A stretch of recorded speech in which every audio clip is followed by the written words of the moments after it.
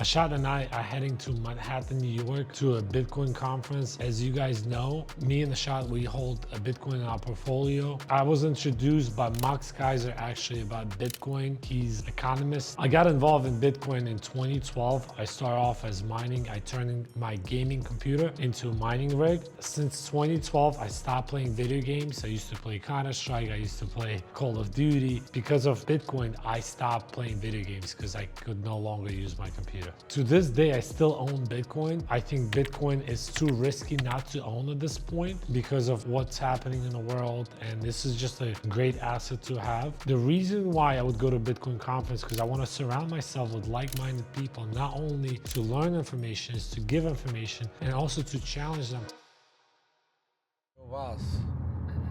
So where are we going? Manhattan. We're going to a Bitcoin conference. We're gonna meet a bunch of whales. That's how millionaires eat. If you're ever in Brooklyn, stop by the Bread House. It's an Armenian place. It's so good. I can eat this all day. Going to Manhattan, we decided to stop by Brooklyn because I love to go to the Armenian stores. I have so many Armenian stores there. I usually get all my cool goodies there. The last time I went to New York, I went with my wife for a week. We had an amazing time. We're walking in New York, Manhattan right now. The challenges that people have. Oh, look at that, look at that. Dude, look at this. All this working out, 100 days, 20 days, 300 days. Challenges. Just open it go.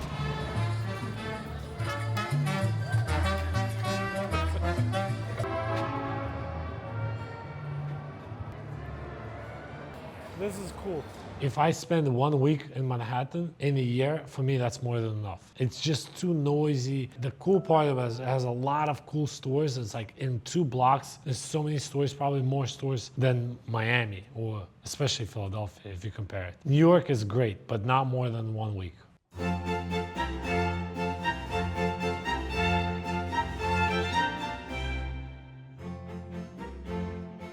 We went for the tour of JP Morgan. JP Morgan was one of the biggest influences to the American economy. When the US government ran out of money, they would go to him and he was able to solve a lot of issues. After the tour of his office, now it's a library. So it's called JP Morgan Library in Manhattan. But it used to be his own house. He bought a building next door to him. So he would literally go from his house to his office, it was 1 block. That's how efficient the guy was. After going to that museum, me and the we decided to go to the office in Manhattan.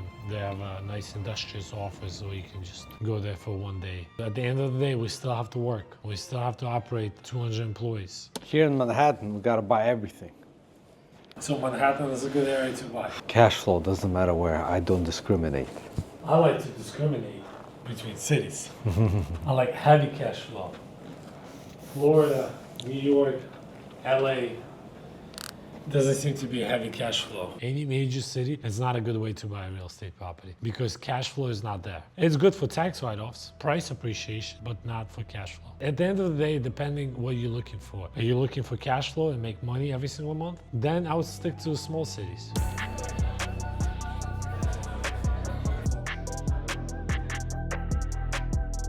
Pompliano was given insane amount of value in between while people taking lunch. He would actually go on the news, CNBC Money, and he would just talk about crypto. I mean, that guy is on fire and he's not even tired.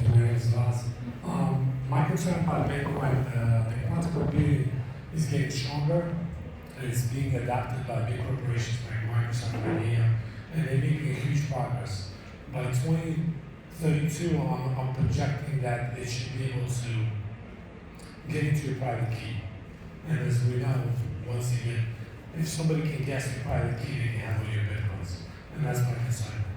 Quantum computing is what all the AI critics thought AI was. Right? AI is actually turning out to be real, and so the critics are like in disbelief. I literally have had people telling me about quantum computing for 15 years. I would argue we're no closer today than we were 15 years ago. I know they say they got the chips. I know they say they got all this stuff, whatever. But nobody's ever built a quantum computer. And can they do it? Probably. Right? I tend to be an optimist and think that American or humans in general can be pretty innovative and figure it out.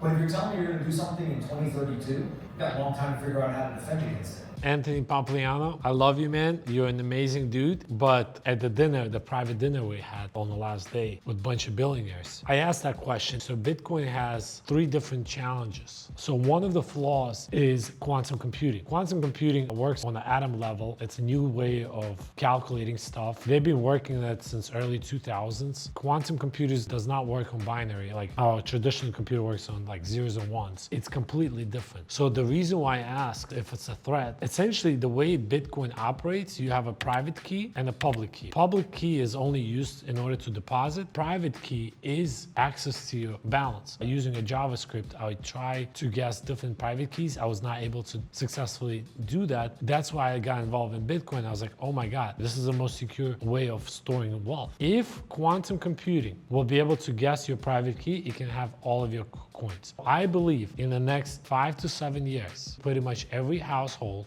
will be able to have quantum computing in the house. I think quantum computing is a huge danger for Bitcoin. In order for the Bitcoin to survive, they'll have to do a hard fork. So that's my take. Hard fork is super difficult because Satoshi Nakamoto has 1 million Bitcoin. How is he gonna change his private key to another new private key, let's say, when they're gonna come out? You can't just change the encryption from SHA-256 to, let's say, SHA-512. It's not that easy. So that's my take. The story of humanity is engineering a better world. This Bitcoin thing looks like it maps very well to that thesis and story of our species, and it carries the properties that are necessary. The biggest difference for sovereigns between Bitcoin and gold is the fact that we keep producing gold. Gold can have a loss in value because it's not financeable, whereas Bitcoin is financeable.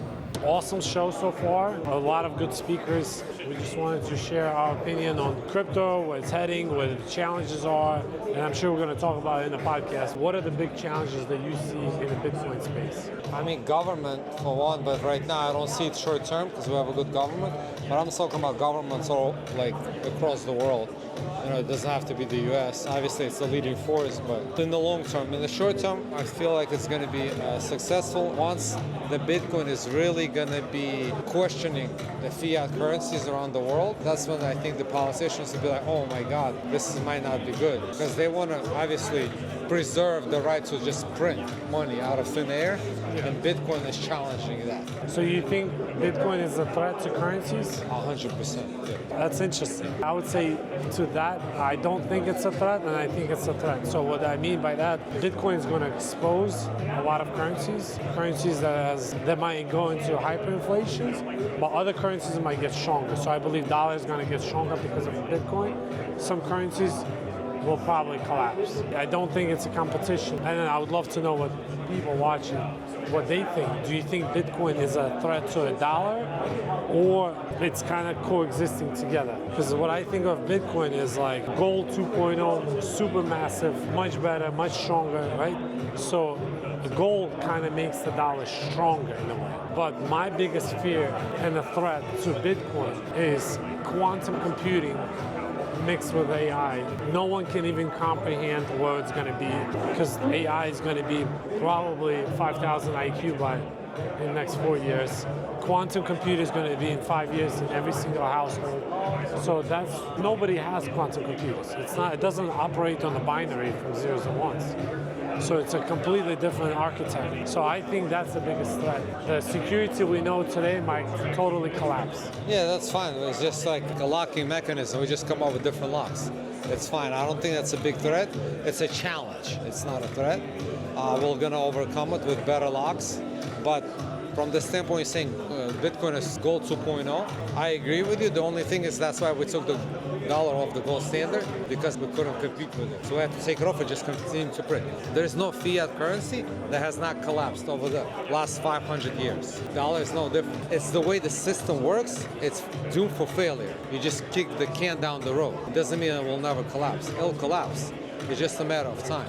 So just like a Bitcoin, the way it's set up mathematically, it's doomed to be successful, deflationary, where it's valued more in the future. The design of the dollar or any fiat currency, that it will be worth less in the future. So it's a failing system. Well, we'll see what happens. I only told the audience about quantum computing. That's one of the big challenges. There's actually a bigger challenge than quantum computers, which I will talk about on the podcast, and mind-blowing what I'm gonna say.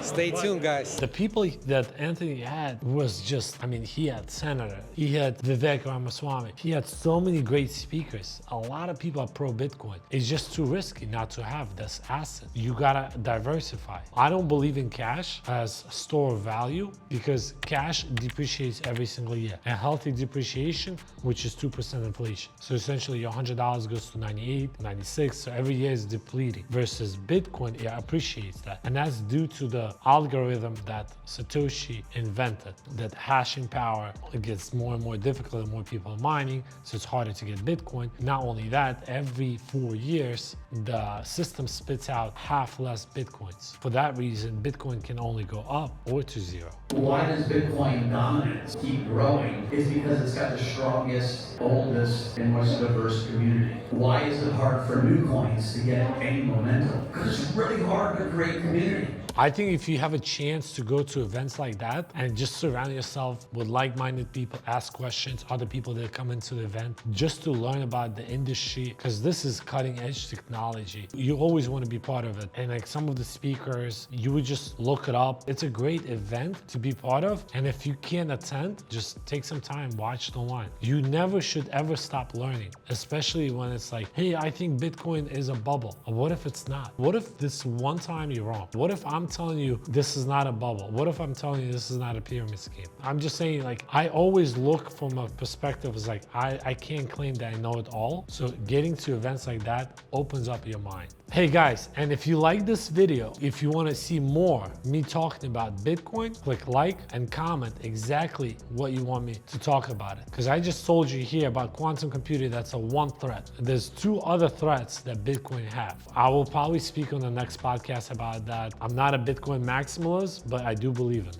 Thank you for watching.